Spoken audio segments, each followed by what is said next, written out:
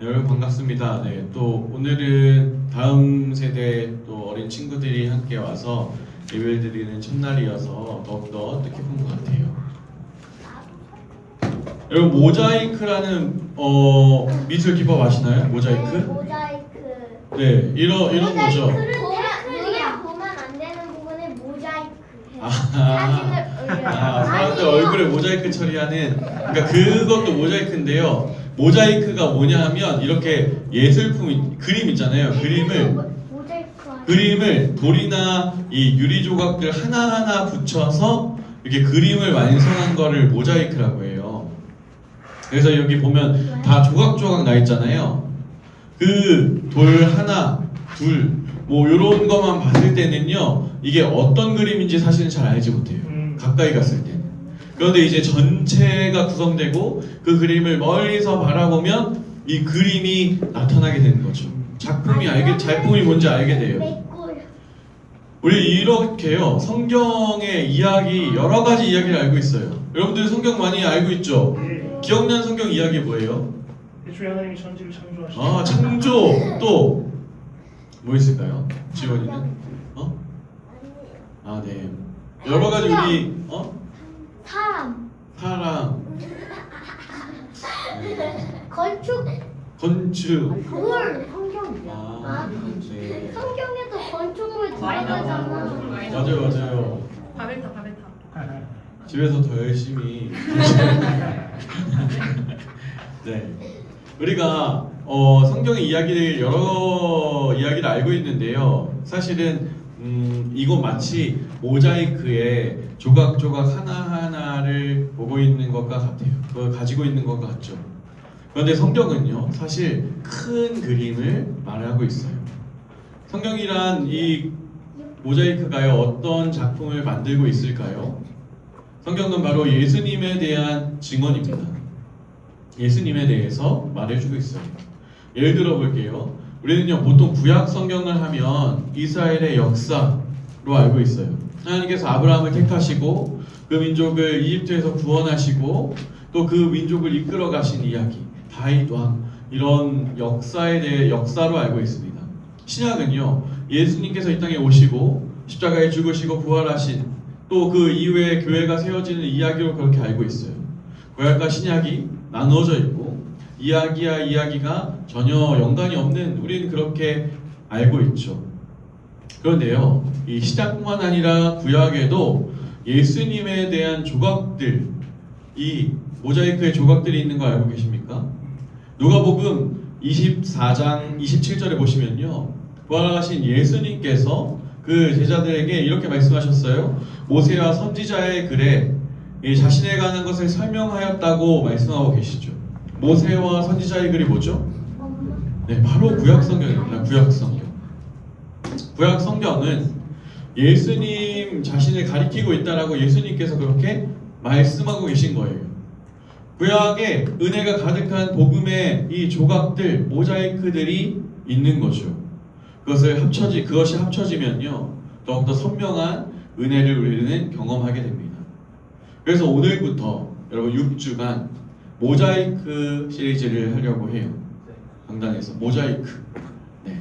구약에 나타난 예수 그리스도의 조각들을 찾아가는 거죠. 오늘 그 첫 번째 시간으로요, 여호와 이레입니다. 여호와 이레 우리 많이 쓰죠. 여호와 이레란 말 우리가 많이 익숙합니다. 하나님께서 준비해 두셨다, 하나님께서 채우신다, 하나님 뭐 이렇게 예비하셨다라는 말로 많이 쓰고, 우리의 필요를 채우시고 준비시켜 주시는 분, 여호와 이레, 이렇게 많이 사용합니다. 그런데 오늘 본문이 말하는 바와 우리의 생각이 또 어떤 차이가 있는지 한번 살펴보려고 합니다. 오늘 본문의 내용을 먼저 보시면요, 우리가 잘 아는 이야기가 나왔어요. 하나님께서 아브라함에게 나타나셨습니다. 그의 믿음을 테스트하려고 아브라함을 부르시고, 하나님께서 아브라함에게 내 아들, 내 사랑하는 독자 이삭을 모리아 땅으로, 모리아 산으로 가서 번제로 드리라 라고 이렇게 명령하셨어요. 번제는요, 그 제물을 태워서 드리는 제사거든요. 이삭, 사랑하는 아들을요, 그 제물처럼 드려야 돼요. 이삭이 누구냐 하면 아브라함이 100살에 낳은 자녀죠. 아들이죠. 굉장히 얼마나 소중하겠어요. 또한 하나님께서요, 이 아브라함에게 후손을 약속하셨는데 후손이 별처럼 많아질 거다, 땅의 모래처럼 많아질 거다라고 약속하셨는데요, 이 이삭을 통해서 그렇게 될 것이다 라고 이렇게 약속하셨어요. 약속의 자손이고 아브라함의 그 사랑하는 아들이죠. 하나님께서 주셨는데요, 오늘 하나님께서 다시 바치라고 명령하십니다. 전혀 이해가 되지 않는 명령이에요. 성경은요, 아브라함의 생각이나 말을 기록하지 않아요. 그런데 우리가 말을 하지 않아도요, 기록하지 않아도 오히려 그 침묵이 더 아브라함의 마음이 어떨지 우리가 이게 생각할 수 있어요. 말을 하지 않아도 아브라함의 마음을 알 수 있을 것 같아요.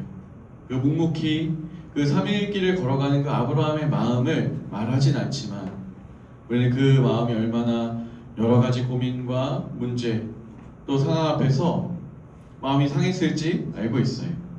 그런데 아브라함은 묵묵히 아들과 함께 번제할 재료를 가지고 이 3일 길을 걸어갑니다.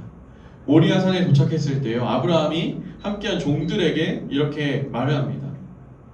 너희는 나귀와 함께 여기에 있어라.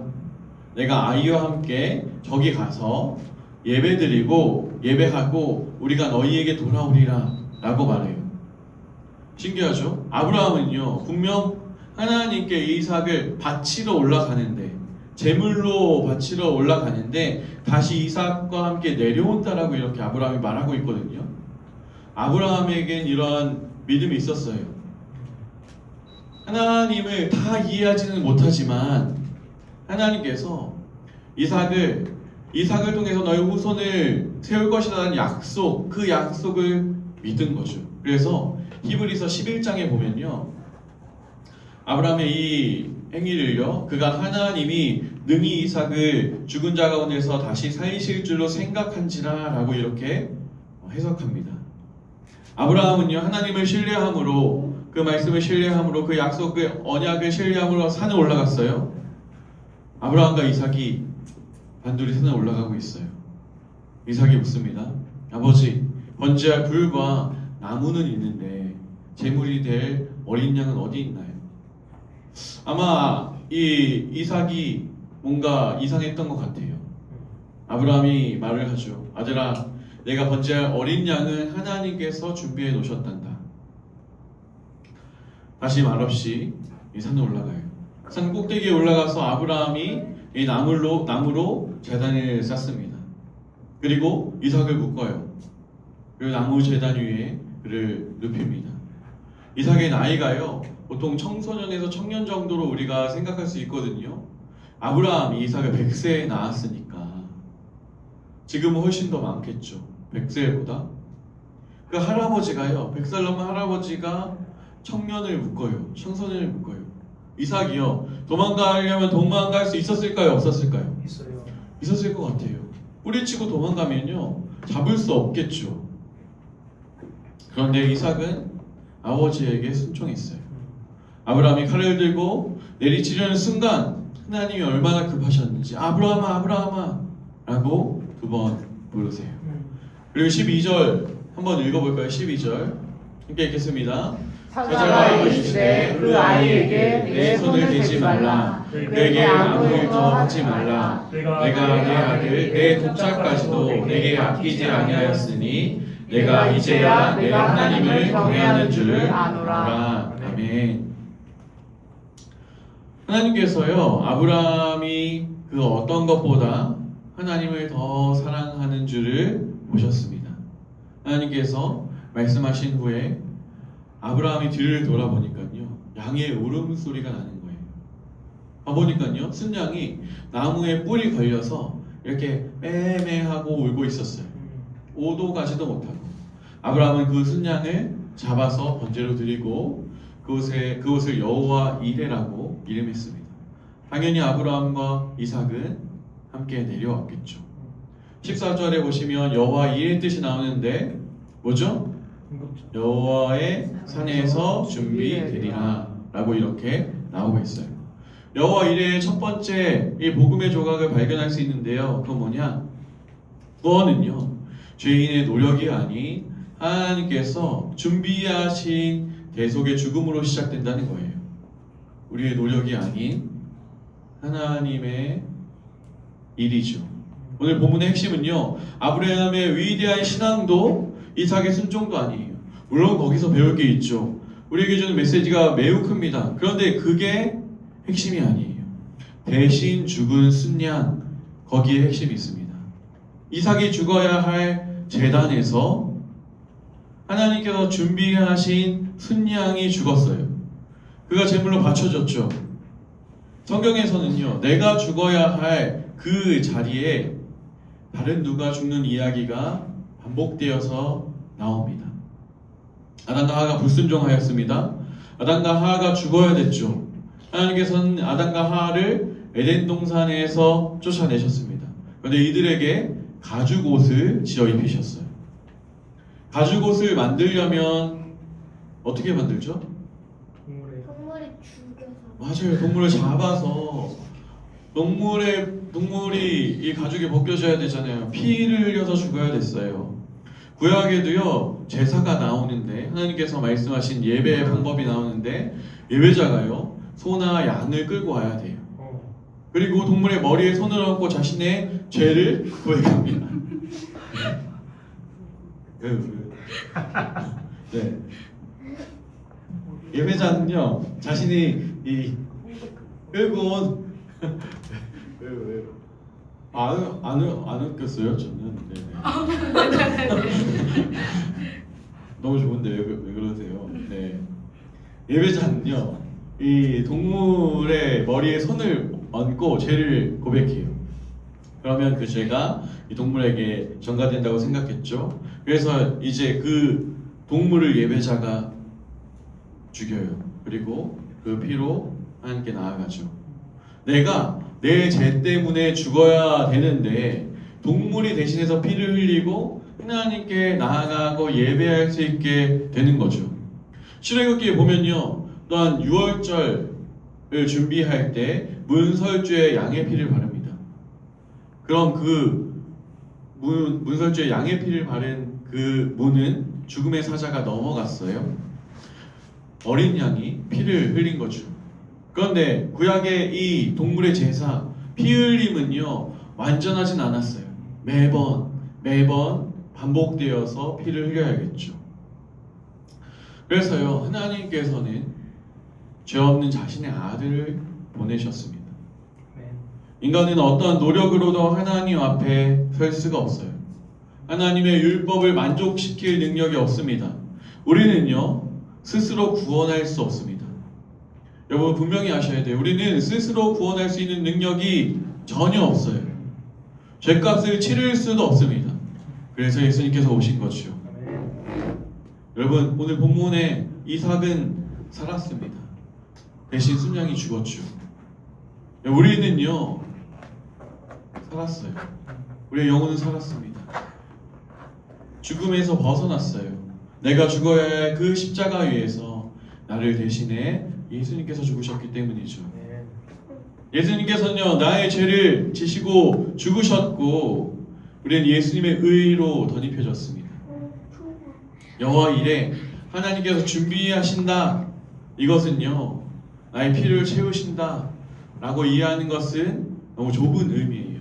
물론 그것도 있지만 우리를 채우시는 분이기에 앞서, 우리를 공급하시는 분이기에 앞서 죄인을 위해 하나님께서 대속물을 준비하신다. 예수 그리스도를 보내실 것이다. 우리를 구원하실 것이다. 여호와 이레는요, 약속의 모자이크예요. 모자이크. 네. 복음의 조각이요 여기서 끝나지 않습니다. 14절에 보시면요, 여호와 이레의 뜻을 다시 한번 보시면 여호와의 산에서 준비되리라. 여러분 이 산이 어디냐 하면 어디라 그랬죠? 무슨 산? 네, 모리아산. 모리아산입니다. 하나님께서 이 모리아산으로 모리아산으로 아브라함을 부르신 것은요 우연이 아니에요. 모리아산이 성경에 또 언제 나오냐 하면요, 역대상 21장에 보시면요, 다윗이 인구를 조사해요. 인구 조사해요. 하나님께서는요 이거 기뻐하지 않으셨어요. 왜냐하면 이 인구 조사가 뭐냐 하면 자기의 군사력이 얼마나 큰지, 내 힘이 얼마나 강한지 이걸 과시하는 거였거든요. 하나님의 힘이 아닌 내가 얼마나 이루었는지를 보여주는 거예요. 하나님께서 기뻐하지 않으셨고 전염병으로 다윗을 심판하셨습니다. 이스라엘을 심판하셨어요. 그런데 다윗은요, 오르난이라는 이 사람의 타작마당을 사서 그곳에 제단을 쌓았습니다. 번제와 화목제를 드렸고 양과 소가 제물로 드려졌어요. 그때 전염병이 멈췄습니다. 시간이 지나고 다윗이 죽고 그 아들 솔로몬이 왕이 되었습니다. 그 솔로몬이 한 일 중에 잘한 일이 뭐였냐 하면 하나님의 성전을 건축한 일이었거든요. 그런데 역대상 3장 1절에 보시면 그 성전의 터가 바로 오르난의 타작 마당이었고 그곳이 모리아산이라고 나옵니다. 하나님의 재앙이 멈춰지는 예배가 드려졌고 성전에서 매일매일 하나님께 드려지는 예배 그 연기가 올라갔던 곳이 바로 모리아산이죠. 그런데요, 이 모리아산의 그 예배도요 영원하지는 못했어요. 왜냐하면 남유다가 멸망하면서 성전이 파괴됐거든요. 하지만 그 모리아산은요 사실 예루살렘 성이 건설된 산이었고 하나님께서 정하신 그때 그 산 어귀에 십자가가 세워졌습니다. 골고다 언덕 그 십자가 위에 대속물이 되신 예수님께서 죽으셨어요. 구약의 모자이크 조각이 예수님의 그 십자가로 선명하게 드러나는 거죠. 모리아산에서는요 수많은 역사 속에서 많은 양들이 많은 소가 많은 동물의 피가 흘리고 또한 그들은 죽었을 거예요. 매번 드려지는 제사로도요 인간의 모든 죄악을 씻을 수가 없었습니다. 요한복음을 보면 세례 요한이 예수님께서 지나가실 때 보라 세상 죄를 지고 가는 하나님의 어린 양이로다 라고 선포합니다. 예수님께서 자신이 어린 양이 되어서 자신을 드리고 자신의 몸을 드리셨을 때 우리의 죄는요 씻겨졌어요. 더 이상 우리는 동물로 우리의 죄를 씻을 필요가 없게 됐죠. 마지막으로요 오늘 본문을 통해서요 복음은 역설인 것이 드러나요. 드디어 마지막이에요. 아브라함은 자신의 아들 독자 이삭을 하나님께 드렸어요. 제단에 올려놓은 거죠. 하지만 하나님께서는요 아브라함에게 다시 이삭을 주셨어요. 이삭을 살려주신 거죠. 대신 누가 죽었죠? 무엇이 죽었죠? 양. 맞아요. 순양이 죽었습니다. 순양이 제물로 대신 바쳐졌어요. 이삭은 살고 순양은 죽었습니다. 그런데 여기서 우린 더 나가야 돼요. 로마서 8장 32절을 보시면 우리 함께 읽어보겠습니다. 자기 아들을 아끼지 아니하시고 우리 모든 사람을 위하여 내주시니라 어찌 그 아들과 함께 모든 것을 우리에게 주시지 아니하겠느냐. 아멘. 자기 아들을 아끼지 아니하시고 우리 모든 사람에게 내어주시니 그 하나님께서 계시죠. 이 말씀은요 하나님께서 아브라함에게 내가 내 아들 내 사랑하는 독자까지 내게 아끼지 아니하셨으니 라는 이 말을 떠올리게 해요. 하나님께서는요 아브라함이 자신의 아들을 드리는 것은 막으셨지만 자신의 아들을 내어주셨어요. 이게 은혜죠. 왜냐하면 우리를 사랑하시기 때문에 우리를 너무나 소중하게 여기시기 때문에 우리를 사기 위해서 자신의 아들을 내어주셨습니다. 내 사랑하는 아들, 내 독자 너에게 준다 라고 말씀하시는 거죠. 이게 은혜예요. 이게 은혜입니다. 왜냐하면요 보통 종교는 어떻게 구성되냐 하면 신에게 자신의 소중한 것을 바쳐요. 그렇죠? 그러면 신이요 그것을 받고 마음에 들면 신이 그 재물이 마음에 들면 이 신자는요 이 예배자는 신의 호의를 얻습니다. 그리고 이 원하는 것을 얻는다고 생각해요. 그게 구원이건 돈이건 성공이건 명예건 그것을 받아요. 이게 종교의 메커니즘입니다. 종교는 이렇게 작동해요. 인간이 드리고 주는 것을 받고 내어줘요. give and take죠. 복음은요 그런데 정반대예요. 우리는요 하나님께 드릴 게 없어요. 오히려 하나님을 대적합니다. 하나님을 위협하고 원수로 여겨요. 인간이 그 어떤 노력도요 하나님 앞에 설 수가 없습니다. 우리는 스스로 구원할 수도 없고 죄값을 치를 수도 없고 파산한 존재예요. 하지만 하나님께서 찾아오신 거죠. 그분의 가장 소중한 독생자 예수 그리스도를 우리에게 선물로 주십니다. 이삭 대신 제단에 올려졌던 순양처럼 내 죄로 죽어야 마땅했던 그 내가 비참한 그 십자가 위에 예수님께서 대신 올라가셔서 피 흘려 죽으셨죠. 이게 복음의 역설입니다. 말씀을 맺겠습니다. 개혁주의 신학자 중에 조나단 에드워즈라는 사람이 있는데요. 그가 이제 구속사라는 이 설교를 했는데 그가 이 모리아산 사건을 보면서요 이렇게 말했습니다. 예수 그리스도의 십자가를 이보다 분명하게 보여주는 예표는 없다. 성경이 증언하는 여호와 이레, 여호와의 산에서 준비되리라는 이 말은요 예수 그리스도의 모자이크 조각입니다. 하나님은 내 물질을 채우시고 환경을 예비하시는 수준을 넘어서 나의 영원한 문제, 영원한 사망, 영원한 죄의 문제를 해결한 완벽한 대성물이신 예수 그리스도를 준비해 주셨죠. 사랑하는 여러분, 우리를 구원하시고 하나님께 부르신 것은요 영원 전부터의 하나님의 계획입니다. 그 계획은요 복음의 조각들로 창세기와 여러 성경에서 발견할 수 있어요. 이게 은혜죠. 여러분, 우리가 이것을 알아갈 때요 감사로 우리의 삶을 채우시길 바랍니다. 오늘 우리의 삶에 결핍이 분명히 있어요. 불안한 시대에 살고 있어요. 풀리지 않는 영적인 광야를 지나면서 또 나의 문제 가운데서 하나님 나를 위해 무엇을 준비해 놓으셨습니까? 하나님 준비된 것 좀 보여주세요. 이렇게 물으면 낙심할 수도 있죠. 근데 오늘의 말씀 우리에게 소망을 줍니다. 가장 소중한 예수 그리스도, 하나님께 가장 소중한 그분, 모리아산에서 골고다 언덕에서 아낌없이 내어주신 그 여호와 이레 하나님이 여러분 우리의 삶에 가장 선한 것으로 주시지 않겠습니까? 가장 선한 것으로 준비해 주시지 않겠습니까? 그분이 무엇인들 우리에게 아끼시겠습니까? 우리의 아버지 되시고 가장 선하신 하나님을 믿음으로 선포하며 로마서 8장 23절 32절 함께 읽겠습니다.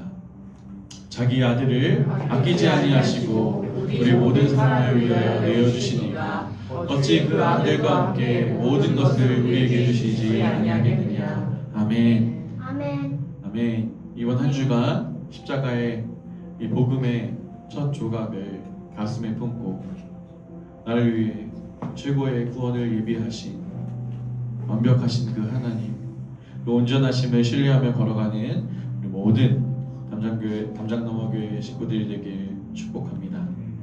함께 찬양할 텐데요.